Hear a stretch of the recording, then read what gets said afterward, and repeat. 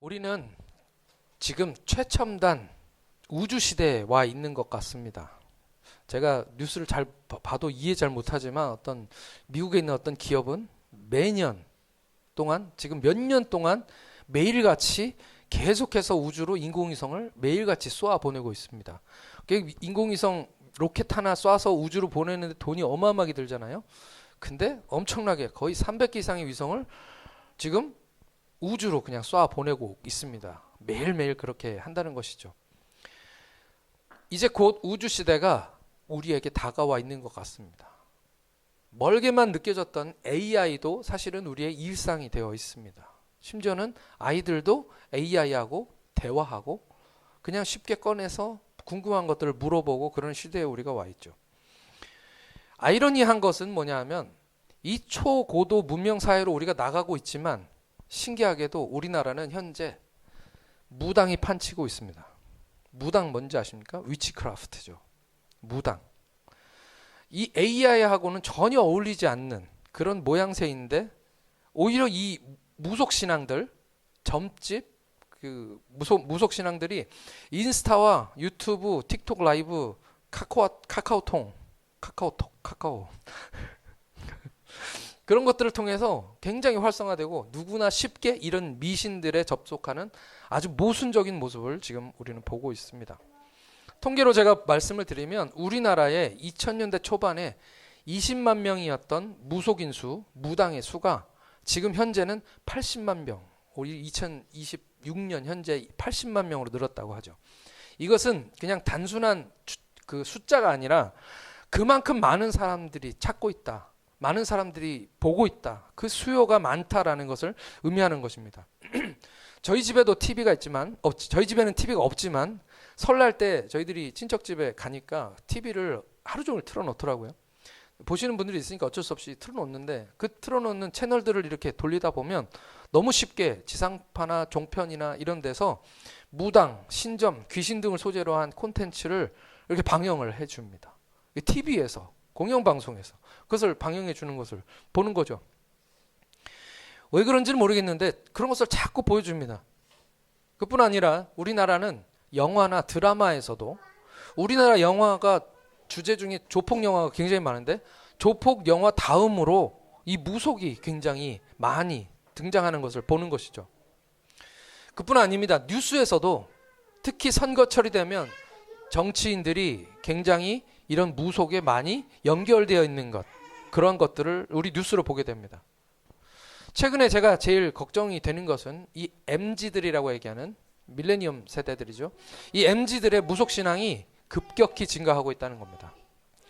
교회에서는 이 어린아이들과 그리고 MZ 청소년, 청년들이 이제 교회를 많이 떠나는데 아주 급격하게 교회를 떠나는 상황인데 이에 반비례해서 무속신앙에 빠지는 젊은이들이 점점 많아지고 있다라는 것은 이게 영적인 문제라는 것을 우리에게 말씀하고 있는 거죠. 예수님이 없는 빈 자리를 마귀가 계속 채워가고 있는 것이구나 라는 그런 생각을 하게 되었습니다. 여러분들 사람들이 무당을 찾아갈 때, 점집을 찾아갈 때 언제 그들이 찾아가나요? 자기 경험을 얘기하지 마시고 네? 그래 맞아요. 힘들 때 찾아가요. 문제를 만났을 때 우리나라 사람들은 습관적으로 찾아가기도 합니다.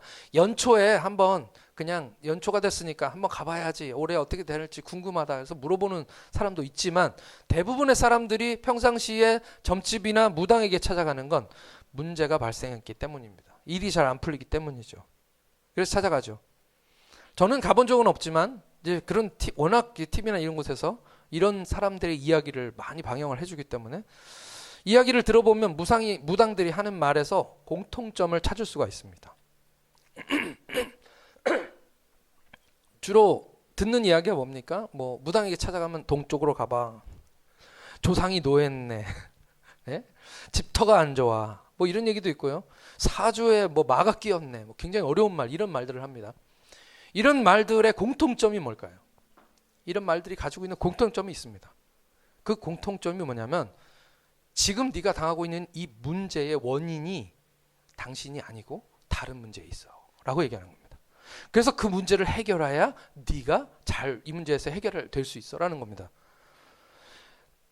정말 그렇지 않습니까? 늘 환경과 상황과 뭐 사주, 뭐 어떤 영적인 세력들 이런 것에 핑계를 대는 거예요. 문제가 생기면 그 문제의 원인을 자기에게서 찾는 무당은 없습니다. 제가 볼 때는 회개해야 될 것 같아. 몸이 온전히 거룩해야 돼. 행실을 바꿔야 돼. 이렇게 얘기하는 무당은 제가 지금까지 본 적은 없습니다. 그게 굉장히 큰 차이인 거죠. 나를 바꾸는 것보다 나 외에 다른 것을 바꿔야 문제가 해결될 수 있다라는 그런 이야기입니다. 한번 여러분들 주위에 계신 분들한테 물어보세요.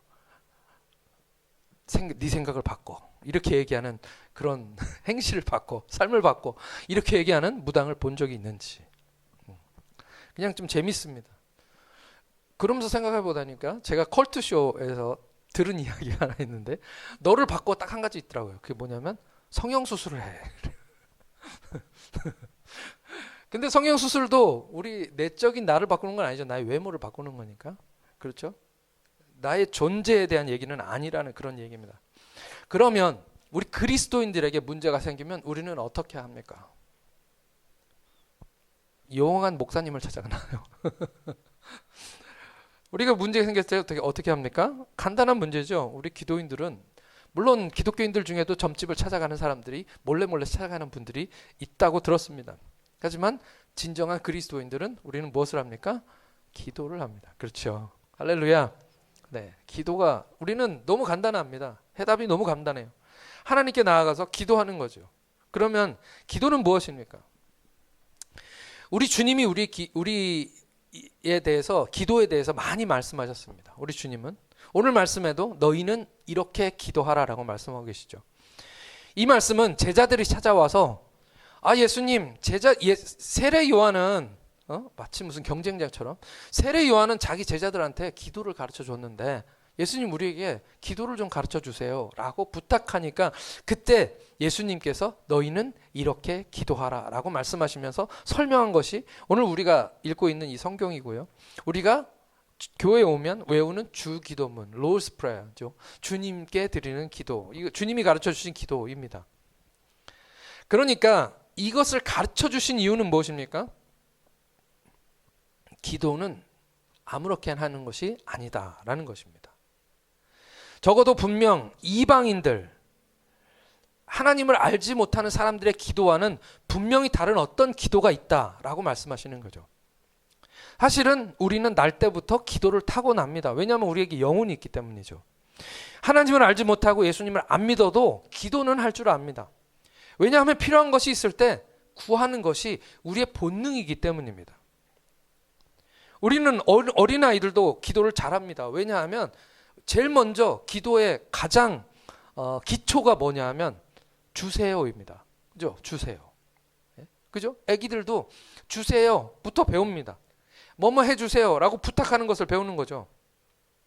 제가 성도들에게 많이 듣는 말 중에 하나는 저는 기도를 못해요 라고 하는 말입니다. 저는 기도를 할 줄 잘 모릅니다.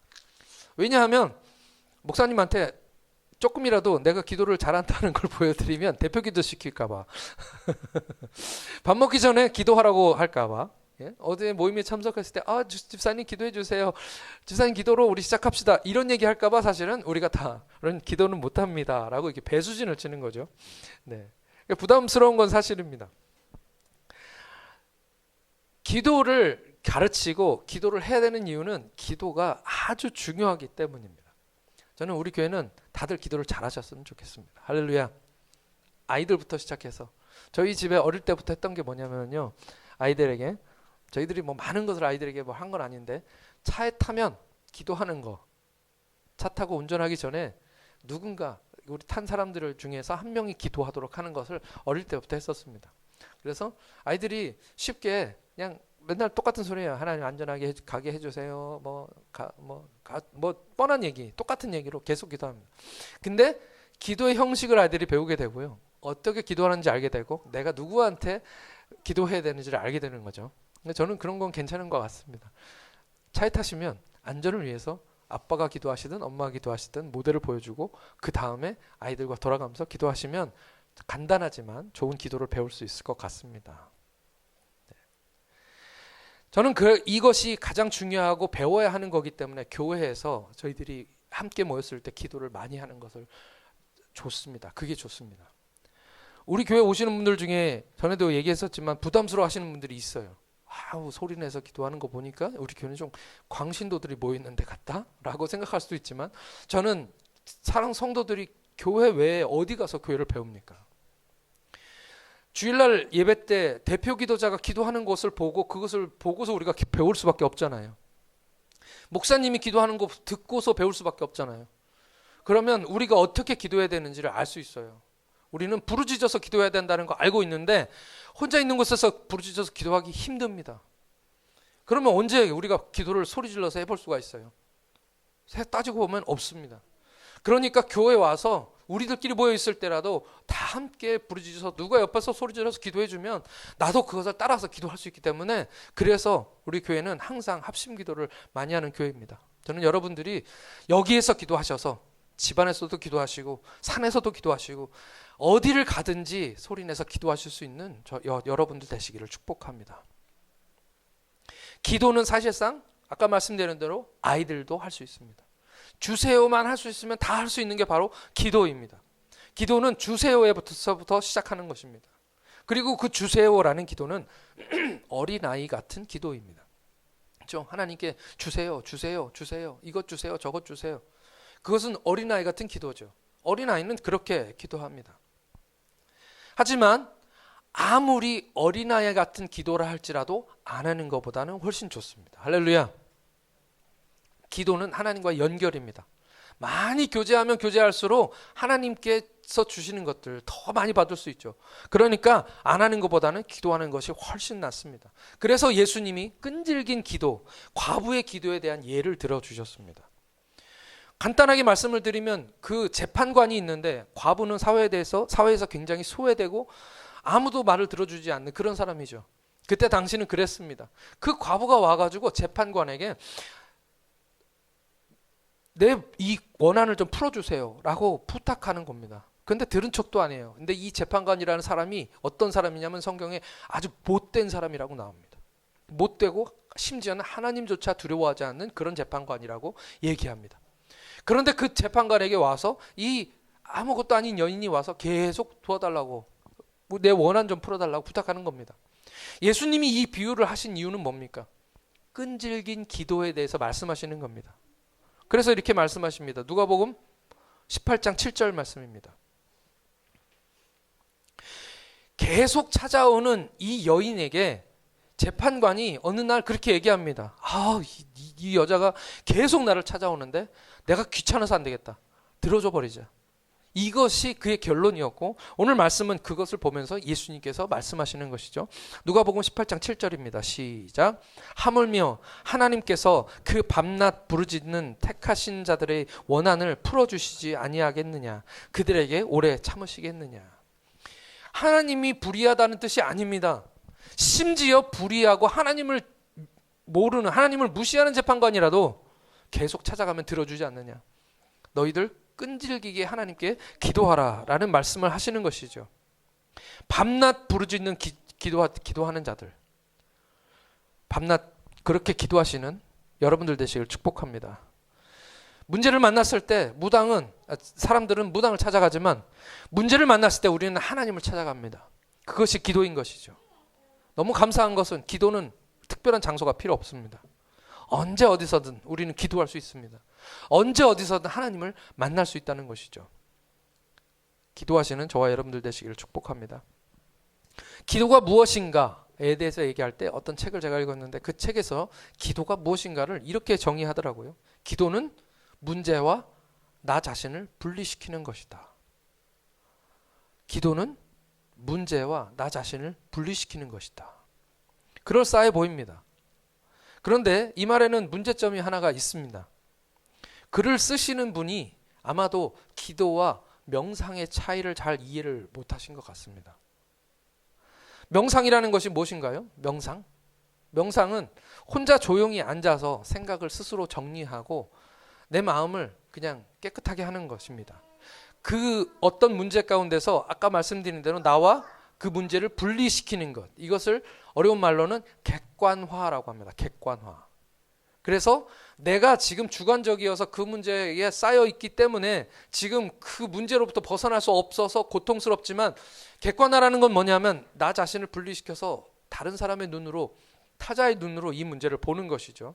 그것을 명상이라고 부르는 겁니다. 문제를 나에게서 뗀 상태, 그리고 그것을 타자가 돼서 다른 사람이 되어서 판단하는 것이 만약 명상이라고 한다면, 기도는 무엇입니까? 기도는 그렇게 해석한다면 그 문제를 나에게서 떼서 하나님께로 가져가는 것입니다. 이것이 기도의 첫 단계입니다. 내가 당사자이고 그 문제로 인해서 마음이 상하고 힘든데 우리는 그렇기 때문에 객관적이 될 수가 없습니다. 문제를 만나고 힘들고 어떤 병에 걸리거나 그런 일이 생겼을 때 막 눈물이 나고 힘듭니다. 슬픕니다. 왜 나한테 이런 일이 일어났는지. 당장 내가 뭘 해야 될지 그렇게 되면 잘 안 보이고, 그렇게 되면 허둥댈 수밖에 없습니다. 시야가 좁아지고 그때 결정하는 결정은 실수일 경우가 굉장히 많습니다. 그런데 기도는 무엇입니까? 기도는 그 문제를 나에게서 떼는 거죠. 네 문제를 가지고 타자에게 가져가는 것이 아니라 하나님께 가져가는 겁니다. 그리고 하나님께 드리는 거죠. 우리는 객관적이 될 수 없는 사람들입니다. 왜냐하면 나의 원하는 것이 많기 때문이죠. 우리가 어떤 문제를 만나서 그 문제 때문에 힘들고 어려우는 것은 무엇입니까? 대부분의 경우는 내가 원하지 않는 대로 일이 진행되기 때문입니다. 내가 원하는 대로 진행됐더라면 이렇게 힘들고 어렵지는 않았을 거예요. 그런데 내가 원하지 않는 병에 걸리거나, 내가 원하지 않는 재정적인 어려움에 닥치거나, 내가 원하지 않는 어떤 관계적인 어려움이 나에게 찾아왔을 때, 그때 나는 무너지고 힘들어지는 거죠. 그러니까 문제는 뭐냐면 내가 원하는 대로 되지 않았다는 것이 문제입니다. 여전히 나는 원하는 게 있고, 여전히 나는 바라는 게 있고, 내가 소망하는 게 있고, 내가 그려놓은 그림들이 있고, 그것들이 많은데 어떻게 객관화가 될 수 있습니까? 그러니까 객관화가 되지 못한 기도는 뭡니까? 내가 원하는 대로 해주세요가 되는 겁니다. 그죠? 하나님께 기도할 때도 내가 원하는 대로 해주세요가 되는 거죠. 이방 사람들이 무당에게 찾아가서 내가 원하는 대로 되도록 하라라고 그들에게 돈을 갖다 주고, 심지어는 그들이 부적을 만들고 내가 원하는 대로 만들기 위해서 누군가를 저주하고, 이런 일들이 일어나는 겁니다. 객관화가 되지 못하는 거죠. 이런 객관화는 내가 아무리 명상한다고 이루어지지 않습니다. 왜냐하면 나는 계속해서 뭔가를 바라고 있기 때문이죠. 그런 면에서 기도는 명상보다 훨씬 쉽습니다. 무엇입니까? 그냥 하나님께 가져가면 되는 겁니다. 그냥 내 문제를 가지고 하나님께 가면 되는 거죠. 그냥 하나님께 어린아이처럼 다 말하시면 됩니다. 원하는 게 많죠. 내가 원하는 것이 정말 많습니다. 그 원하는 것을 그냥 하나님께 다 얘기하면 됩니다. 어린아이처럼 속상한 거, 힘든 거, 아픈 거, 이해 안 되는 거, 그냥 미운 마음, 싫은 것까지도 다 그냥 하나님께 다 말하시면 됩니다. 어린아이가 학교에 갔다 왔는데, 갔다 온 그 아이가 계속해서 학교에서 일어난 일들에 대해서 이야기합니다. 속상하고 화나는 일에 대해서 이야기합니다. 그러면 엄마 아빠는 어떻게 합니까? 다 들어주죠. 그냥 다 들어줍니다. 근데 실수하는 건 뭐냐면 그 자리에서 야, 네가 잘못했네. 이건 좀 실수는 좀 기다렸다가 얘기해야 됩니다. 그렇게 얘기해 주고 싶지만 하나님도 역시 마찬가지입니다. 오늘 우리가 하나님께 나아가서 나 이랬어 일방적으로 우리 아이가 느낀 것만 막 얘기하고 있을 때 나는 그 얘기를 들어주는 거죠. 그것이 기도입니다. 그것이 기도의 시작입니다. 오늘 하나님께 어떤 문제들을 가져가셔서 그 문제를 하나님께 어린아이처럼 조잘대며 떠드시는 저와 여러분들 되시기를 축복합니다. 가끔 제가 운전을 할 때 이제 차들이 확 끼어들거나 그러잖아요. 화가 나잖아요. 그럼 저도 막 짜증을 내고 화를 냅니다. 그걸 보고 있는 제 아내가 제 편을 듭니다. 같이 그 사람을 욕해요. 네. 막 나쁜 욕은 안 하지만 저 사람 왜 이래? 그러면서. 어떨 때는 제가 잘못했어요. 그런데 제 아내가 끼어들어가지고 저 사람 왜 저래? 그럴 때가 있습니다. 그럼 저는 가만히 있어요. 얘기하지 않습니다. 제가 잘못한. 객관적이진 않아요. 우리 모두가 다 마찬가지입니다. 우리가 하나님께 나아갈 때도 객관적일 수 없으니까 그냥 하나님께 우리의 모든 것을 다 털어놓으시는 그것이 바로 기도의 시작이라는 것이죠. 네. 오늘 말씀의 제목은 우리가 기도할 때입니다. 우리가 기도할 때. 오늘 여러분과 함께 말씀을 나누면서 우리가 기도할 때 어떤 일이 일어나는지를 여러분들께 말씀드리고 싶은 겁니다. 제가 말씀드린 첫 단계는 뭐냐? 하나님께 그냥 무조건적으로 다 이야기하는 것입니다. 그냥 하나도 객관적이지 않습니다. 그냥 주관적으로 내 얘기만 하나님께 하는 거죠. 어떤 기도는 그냥 주구장창 내 주장하는 기도만 합니다. 네, 그거는 하나님의 의사와는 전혀 상관없이 그냥 내가 하나님께 막 기도만 하는 거죠. 내가 원하는 것을 얻어내기 위해서 마치 주님 목을 조르듯이 주님 왜 안 주십니까? 왜 주님 나한테 이렇게 안 하십니까? 라고 기도하는 거죠. 우리는 2단계의 기도를 뭐라고 부르냐면 이방인들도 하는 기도라고 부릅니다. 이방인들도 하는 기도. 이방인들은 그렇게 한다고 성경에 이야기하고 있는 거죠. 기도할 때 하나님께서 성령으로 우리 가운데 역사하십니다. 할렐루야. 그리고 비록 우리가 어린아이와 같이 기도할지라도 어떤 일이 우리 가운데서 일어납니다. 그 어떤 일이 뭐냐 하면 첫 번째는 뭐냐, 두 번째는 뭐냐 하면 기도할 때 성장이 일어난다는 겁니다. 성장이. 기도할 때 아이가 자라나는 것처럼 우리도 하나님 안에서 계속 자라나게 됩니다. 기도하지 않으면 성장이 일어나지 않습니다. 그러나 우리가 기도할 때 내 기도의 제목들이 달라지는 것을 보게 됩니다. 왜냐하면 기도는 나 혼자 하는 게 아니기 때문입니다. 기도할 때 하나님의 성령이 우리 가운데 역사하십니다. 할렐루야. 기도할 때 성령이 역사하시면 기도하다 말고 내가 하나님께 푸념하고 하나님께 그냥 주세요 주세요 하고 있는 그 순간에도 성령님이 나를 깨닫게 하시고 달라지게 하신다는 것입니다. 그래서 기도 안 하는 사람들은 경험 못하지만 기도하는 사람들은 내가 달라지는 것을 보게 됩니다. 내가 기도할 때 10년 전에 했던 기도와 5년 전에 했던 기도와 지금 하는 기도와 이것이 달라졌다는 것을 깨닫게 됩니다. 옛날에는 유치한 수준에서 나만을 위해서 하나님 나를 위하여 내가 내 가정에 내 자녀와 내 부인을 위해서 기도하는 것 같지만 사실은 그것도 다 나를 위한 기도였던 것을 돌아보게 됩니다. 그런데 지금 조금씩 신앙이 성장해 가면서 기도의 제목들이 달라지는 거죠. 정말 내 사랑하는 사람들을 위해서 기도하게 됩니다. 내 교회를 위해서 기도하게 됩니다. 내 기도가 필요한 사람들을 자꾸만 생각나게 하십니다. 저희를 위해서 기도하는 분들이 굉장히 많습니다. 저희들이 선교사였기 때문에 지금도 그분들이 제 이름을 적어놓고 기도하고 계십니다. 심지어 어떤 분들은 제가 그분들을 몰라요. 옛날에 어떤 일이 있었냐면 제 아내랑 교제를 하고 있었습니다. 근데 제 아내의 작은 어머니가 기도하시는 기도의 어머니셨어요. 권사님이셨습니다. 근데 그분이 제 이름을 적어놓고 기도하고 계셨어요. 우리 내 조카 미영이가 사귀는 사람 해가지고 기도를 하고 있었습니다. 근데 저는 몰랐어요. 그분이 날 위해서 기도하고 있는지. 근데 어느 날 가서 이렇게 만났습니다. 그분을 진짜 만났어요. 그랬더니 그분이 꼬깃꼬깃 접어놓은 종이를 펴서 성경에 있던 것을 빼서 저에게 보여주셨습니다. 내가 전도사님을 위해서, 그때는 제가 전도사였기 때문에 전도사님을 위해서 이렇게 기도하고 있었습니다 라고 이렇게 펴서 보여주셨는데 정말 다 낡았어요. 거기에는 수십 명의 사람들의 이름이 적혀 있었고요. 그 중에 제 이름이 있었습니다. 근데 뭐라고 적혀 있었냐면 이재문 전도사라고 되어 있었습니다. 이재문 전도사. 제 이름은 임재민인데 이재문 전도사. 그러니까 한번 듣고 잊어버리지 않으려고 기다리고 있다가 어디다가 적으셨는데 잘못 적으신 거예요. 근데 저는 그 기도를 보고 감동했습니다. 하나님은 안 헷갈리시잖아요. 그분 우리 작은 어머니는 저를 위해서 이재문 전도사라고 기도했지만 하나님은 그게 누군지 정확히 알고 계시잖아요. 그래서 그 기도가 응답이 되었다는 것을 저는 믿습니다. 누군가를 위해서 기도할 때는 처음에는 어린아이 같이 나만을 위한 기도하게 됩니다. 우리 집을 위한 기도, 내 문제도 너무 많잖아요. 기도하다 보면 먼저 그의 나라와 그의 의를 구하는 기도를 하게 됩니다. 할렐루야. 기도 안 하는 사람들은 계속 그 자리에 머물러 있지만 기도하는 사람들은 성장이 일어난다는 것을 말씀드리는 것입니다. 네, 디모데전서 4장 5절 말씀 한번 같이 읽겠습니다. 디모데전서 4장 5절 말씀. 이 말씀은 한 번만 들어도 외울 수 있는 말씀입니다. 한번 읽겠습니다. 시작.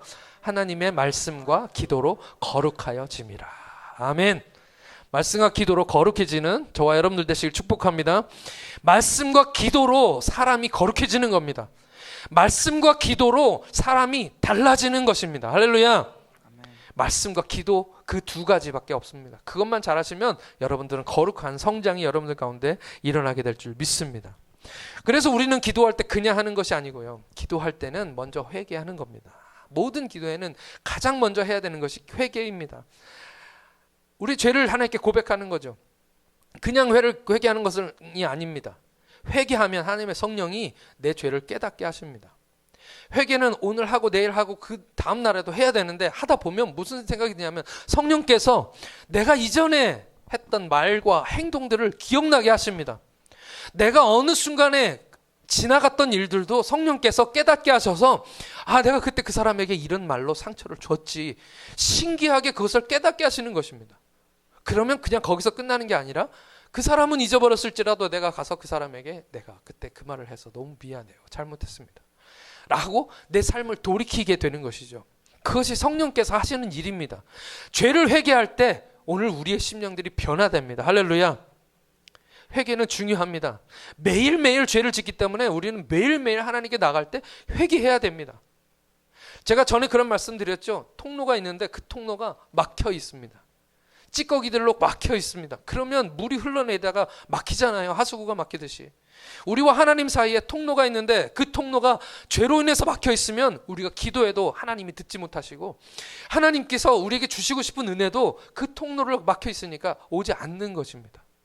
그러니까 어떻게 해야 됩니까? 그 통로를 깨끗하게 해야죠. 성령께서 기도할 때 우리의 죄를 깨닫게 하실 줄 믿습니다. 성령께서 우리의 죄를 깨닫게 하시면 어떻게 됩니까? 우리의 연약함을 깨닫게 됩니다. 우리 죄악된 모습을 깨닫게 되고요. 내가 누구인지를 알게 되고요. 내 욕심이 뭔지, 내 거짓된 자아가 무엇인지를 깨닫게 됩니다.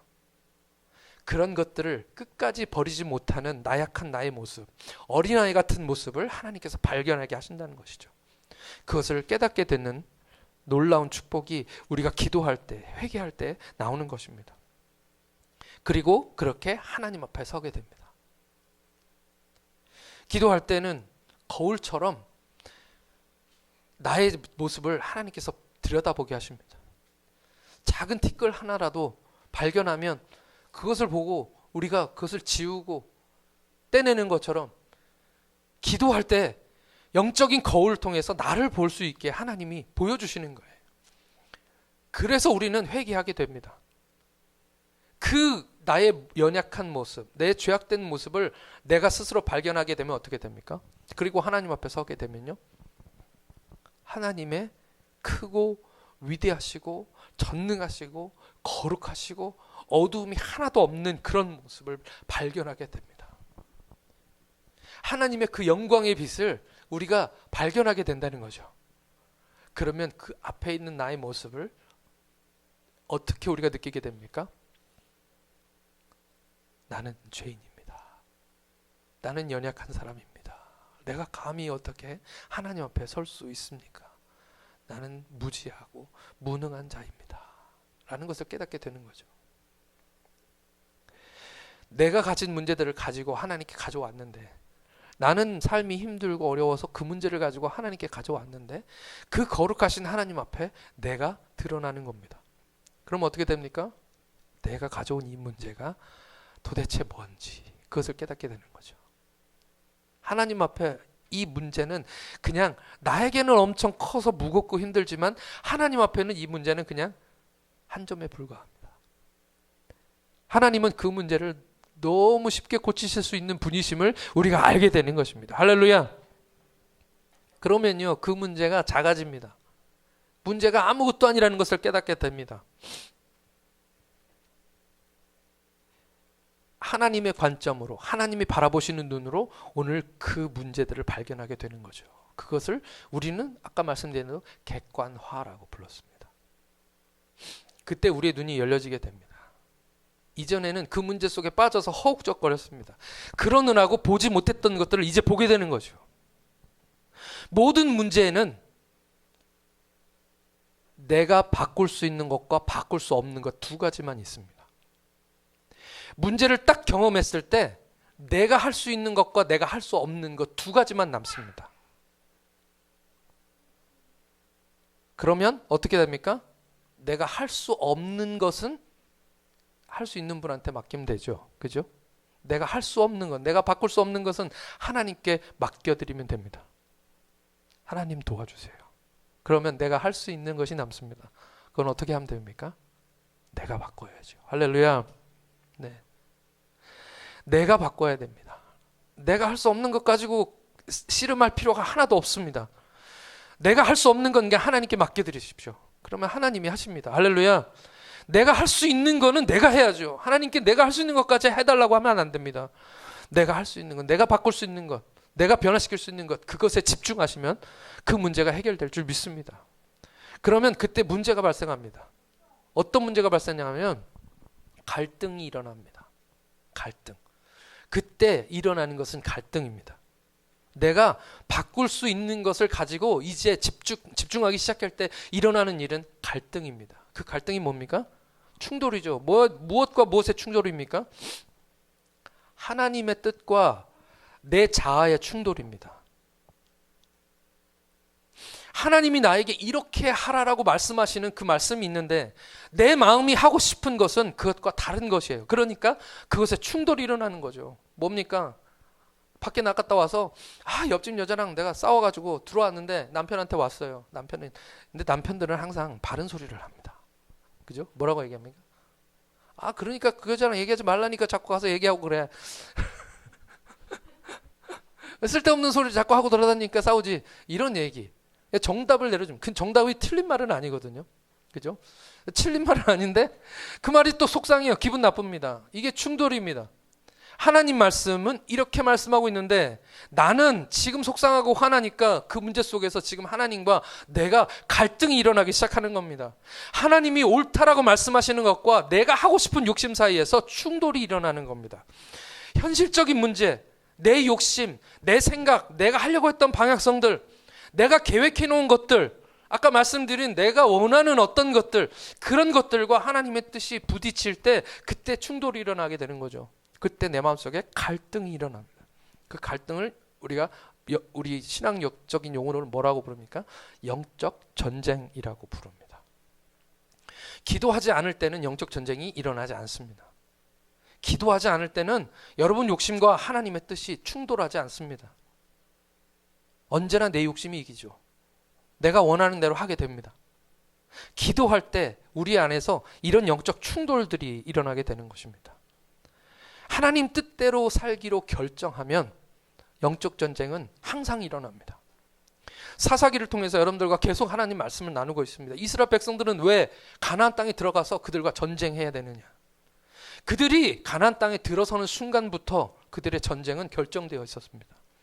안 들어가면 문제 안 생깁니다. 그런데 우리 삶에서 내가 예수를 믿기로 결정하고 내가 예수님을 내 안에 모시기로 결정하고 내 마음속에 요단강을 밟고 그 물을 건너가서 이젠 가나안 땅 약속의 땅에 들어가 하나님의 나라를 세우기로 결정하면 그 다음부터 영적 전쟁을 시작되는 것입니다. 계속해서 우리 삶에서 갈등이 일어나고 내가 기도하지 않으면 아무 문제도 일어나지 않지만 내가 내 문제를 가지고 하나님께 나아갔을 때 기도하면 내 안에서 영적 전쟁이 일어나게 되는 것이죠. 하나님 나라를 세우기로 결정하고 요단강을 건넜기 때문에 가나안 7족속을 몰아내고 그 전쟁을 해야 되는 것입니다. 내 마음속에 내 욕심과 내 마음속에 있는 죄와 싸우지 않기로 결정한다면 그 어둠들과 함께 그냥 섞여서 살기로 결정한다면 좋은 게 좋은 거라고 얘기하면서 그냥 내 삶에서 죄와도 버타여 살고 세상과도 버타면서 살고 술도 좀 마시고 또 무당집에도 좀 가고 이렇게 하면서 그냥 세상 사람들 사는 대로 살면 전혀 싸울 필요가 없습니다. 그냥 명상 정도 하며 살면 될 것 같습니다. 그러나 오늘 우리가 그리스도인이 된다는 것은 하나님의 자녀가 된다는 것은 천국을 유업으로 받는 사람이 된다는 것은 이제 그 마음속에 영적 전쟁을 직면하기로 결정하는 것입니다. 내 마음의 정과 육신, 내 마음의 욕심들과 싸우기로 결정하는 것이죠. 저는 말씀과 기도로 이겨내시는 여러분들 되시기를 축복합니다. 우리 삶의 영적 전쟁에서 이것에서 승리는 무엇으로 예수 그리스도의 이름으로 주어지지만 말씀과 기도로 이기는 것입니다. 할렐루야. 전쟁에는 상처가 났습니다. 전쟁에서 그냥 멀쩡한 사람은 별로 없습니다. 전쟁하면 당연히 아프고 힘들고 어렵습니다. 그러니까 다들 전쟁하기 싫은 것이죠. 영적 전쟁을 통해서 우리에게 얻어지는 것은 또 한 가지가 뭐냐면 바로 깨어짐입니다. 부서짐입니다. 거기서 우리는 우리의 나약한 모습을 보게 되고요. 거기서 우리의 모든 것들이 무너지게 되는 것입니다. 그래서 기도의 끝은 겸손함과 비워짐입니다. emptiness. 기도의 끝은 항상 겸손함과 비워짐. 물론 한두 번 기도한다 그래서 이런 일이 일어나는 것은 아닙니다.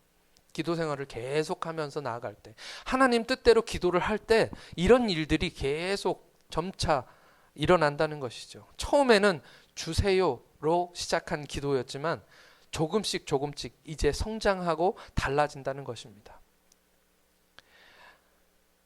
어린아이 기도는 아까 말씀드린 대로 당연히 나만 떠드는 기도입니다. 그러나 점점 기도할 때 하나님의 마음이 느껴지게 되고요. 하나님의 음성이 들려지게 됩니다. 내가 원하지 않고 생각하지도 않았던 어떤 결론들을 얻게 되는 것이죠. 그게 기도의 묘미입니다. 우리는 그런 간증들을 듣게 됩니다. 기도하는데 갑자기 내가 전혀 생각하지 않았던 것들이 생각났어요. 이것은 성령께서 하시는 일이죠. 성령께서 자꾸만 내가 기도하는데 자꾸 이 마음을 주시는 거예요. 우리는 기도하는 사람들의 이야기를 통해서 그런 이야기를 자주 듣습니다. 내 마음은 그게 아닌데 하나님이 자꾸 이 부담감을 저한테 주세요라고 말씀하십니다. 옛날에 제가 한국에 왔을 때 어떤 모임에서 제가 선교사였으니까 그때 기도하는 게 있었어요. 차가 없어가지고 제가 차를 하나님께 달라고 기도하고 있었는데 사람들한테 얘기하지 않았습니다. 근데 처음 가는 모임에서 기도 제목을 제가 나눴어요. 기도 제목을 나눌 때도 뭐 차 얘기 그런 얘기 전혀 안 했었습니다. 그런데 그때 제가 그냥 선교 보고를 하고 말씀을 나눴는데 그 모임이 끝나고 저는 얼른 나오고 차를 빼야 돼서 바깥에 나와서 괜찮아 이제 드럼 치고 싶어가지고 네. 그래서 바깥에 나왔어요. 바깥에 나왔는데 차를 타고 제가 주차장을 횃불회관이었는데 이렇게 이제 차를 빼가지고 나오는데 저쪽 주차장에서 어떤 아주머니가 막 뛰어나오시는 거예요. 막 뛰어나오 그냥 놔두세요 그냥 소리 좀 나도 괜찮아요. 네. 저쪽에서 그 아주머니가 막 뛰어나오시는 거예요. 근데 뛰어나오셔서 차를 세우셨습니다. 근데 저는 처음 보는 분이었죠. 근데 그분이 저한테 그러시는 거예요. 문을 막 여시면서 제가 오늘 돈을 그때 얼마였지? 300만 원이었나? 500만 원이었나? 엄청나게 큰 돈이죠. 500만 원의 돈을 어떤 용도가 있어가지고 들고 나오셨다는 거예요. 그랬는데 저희 선교 보고를 하고 있을 때 갑자기 하나님께서 그 돈을 저에게 주라고 말씀하셨대요. 근데 자기가 바로 순종하지 않으면 안 될 것 같아서 자기가 엄청 빠른 속도로 저를 따라 뛰어나왔는데 이미 사라져가지고 어디인지 몰라서 그 주차장에서 걱정하고 있었는데 지나가는 차에 제가 타고 있다는 겁니다. 그리고 뛰어나와서 저한테 헌금을 하셨어요. 그때 제가 돌아와서 정말 감사하게 차를 샀습니다. 제가 하나님께 말씀드리고 다른 사람한테 얘기하지 않았는데 하나님의 성령께서 그렇게 하도록 시키시는 겁니다. 놀라운 일이죠. 기도하는 사람들에게는 하나님이 이런 특별한 은혜를 주십니다. 안 된다고 하나님 그건 내가 절대 안 돼요 라고 얘기하면서 하나님께 그렇게 기도했었는데 기도하는 내내 일주일 동안 그 생각이 떠나지 않았어요 라는 그런 이야기들을 우리는 많이 듣습니다. 그리고 나니까 그들에게 주어진 것은 뭐냐면 평안함입니다. 기도는 내 생각을 내려놓게 하고 하나님의 뜻이 무엇인지를 알게 하는 하나님의 통로입니다. 할렐루야. 그래서 이게 되게 중요한 말씀인데요. 기도를 하는데 하나님 뜻대로 살지 않는 것은 사실은 어려운 일입니다. 기도를 하는 사람이 하나님 뜻대로 살지 않는 게 어려운 일입니다. 이게 무슨 말인지 아세요? 네? 기도를 하는데 기도를 해놓고 괜찮아요. 아니 소리 좀 나도 괜찮아. 이게 더 방해가 돼요. 네. 그냥 얘는 자기 세계에 있으라고 하고 괜찮습니다. 그냥. 네. 기도를 하는데 하나님 뜻대로 살지 못한다. 이것은 사실은 이론적으로는 말이 안 되는 얘기입니다. 내가 하나님께 기도를 하면 하나님의 뜻이 나에게 자꾸만 말씀하시고요. 그게 마치 목구멍에 가시 걸린 것처럼 계속해서 나에게 말씀하시는 수밖에 없습니다. 새벽마다 하나님께 기도하는데 하나님이 말씀하시지 않는다고요? 그거는 지금 뭔가 잘못하고 있는 겁니다. 내가 매일 기도를 하는데 내 생각이 자꾸만 하나님의 뜻을 덮으니까, 하나님이 나에게 말씀하시는 것이 있는데 그것을 자꾸 무시하니까 하나님의 음성이 들리지 않는 거죠. 기도를 하면 당연히 하나님과 연결되고, 기도를 하면 당연히 하나님의 뜻을 알 수 있습니다. 기도하면 성령께서 내 안에서 역사하시니까 성령이 자꾸만 너 이건 하지 마, 넌 이걸 해 라는 하나님의 정확한 음성을 우리가 듣게 하신다는 것입니다. 결국 기도하면 하나님 말씀에 순종하게 됩니다. 할렐루야. 그러면 마음에 하나님 주시는 평화가 임하게 되고요, 하나님이 원하는 뜻대로 우리가 행하게 되었을 때, 순종하게 됐을 때 우리에게 하나님의 평화가 임하게 됩니다. 하나님의 함께 하심을 경험하게 되고, 그러면 하나님을 높여드리고 하나님을 찬송하게 될 수밖에 없습니다. 이것은 기도를 하지 않으면 절대 일어나지 않는 일입니다. 뭐라도 하나님께 가져가서 기도하기를 시작하신다면 하나님은 그때 거기서 일을 하기 시작하십니다. 기도에 힘쓰시는 우리 DP교회 되시기를 예수님의 이름으로 축원합니다. 오늘 말씀은 예수님께서 가르치신 기도입니다. 너희는 이렇게 기도하라. 이 말씀은 너희는 이렇게 기도하라는 말씀도 있지만 무엇이냐면 너희는 기도하라 라는 것이 기본 폼입니다. 예수님께서 진짜 하시고 싶었던 거는 뭐냐면, 어떻게 기도하는 그것은 나중에 기도하면 알려주셔, 하나님이. 그런데 기도하지 않으면 기도할 수 없단다. 너희는 기도해라 라는 것이 이 명령 속에, 이 말씀 속에 담겨 있는 하나님의 명령입니다. 이제 말씀을 정리하겠습니다. 회개하고 문제들을 가지고 주님께 나아갈 때 첫 번째, 영적인 객관화가 일어납니다. 나와 문제를 분리하게 돼서 주님께 드리게 된다고 제가 말씀드렸고요. 두 번째, 하나님의 관점, 하나님의 눈으로 문제들을 볼 수 있게 됩니다. 그 플러그를 빼버리면 될 것 같은데요. 네. 첫 번째, 영적인 객관화가 일어나고, 두 번째는 하나님의 관점, 하나님의 눈으로 문제들을 볼 수 있게 됩니다. 그 눈이 열려지면 진짜 문제가 무엇인지 알게 되고 뭘 바꿔야 될지를 알게 되는 것입니다. 세 번째는 뭐냐 하면 안에서 갈등이 일어난다고 내가 말씀드렸습니다. 갈등, 내 생각, 내 욕심, 하나님의 뜻과 다른 모든 것들이 하나님의 말씀과 충돌하게 됩니다. 영적 전쟁입니다. 네 번째는 뭐냐 하면 깨어짐과 부서짐이 나타나게 되고요, 낮아짐과 비워짐을 경험하게 됩니다. 다섯 번째, 부서진 마음으로 하나님 말씀에 순종하게 되고, 그 다음 마지막 여섯 번째는 하나님의 하나님 되심을 인정하게 되고, 그렇게 되면 하나님의 평화가 내 마음 가운데 임하게 되고 결국 하나님께 영광을 올려드리게 되는 것입니다. 할렐루야. 저는 우리 DP교회가 기도로 정말 하나님께 인정받는 교회가 되기를 축복합니다. 언제나 모였을 때 기도하고, 흩어졌을 때도 기도하고, 하나님의 뜻을 따라 기도하시는 저와 여러분들 되시기를 축복합니다. 기도의 양이 많은 것이 중요한 것이 아닙니다. 기도할 때 많은 말을 하는 것이 중요한 것이 아닙니다. 오늘 제가 말씀드린 이대로 하나님께 기도할 때 그 기도를 시작하면서 조금씩 여러분들이 성장하고, 그 기도를 통해서 여러분들의 기도가 완성되어지는 그런 DP교회가 되시기를 예수님 이름으로 축복합니다. 우리 DP교회 기도가 뜨거운 교회가 되기를 원합니다. 말세에 만물의 마지막이 가까웠으니 너희는 분별하여 기도하라라고 말씀하시죠. 정말 그렇게 기도하는, 기도로 우리가 살아나는 교회가 되기를 예수님 이름으로 축복합니다.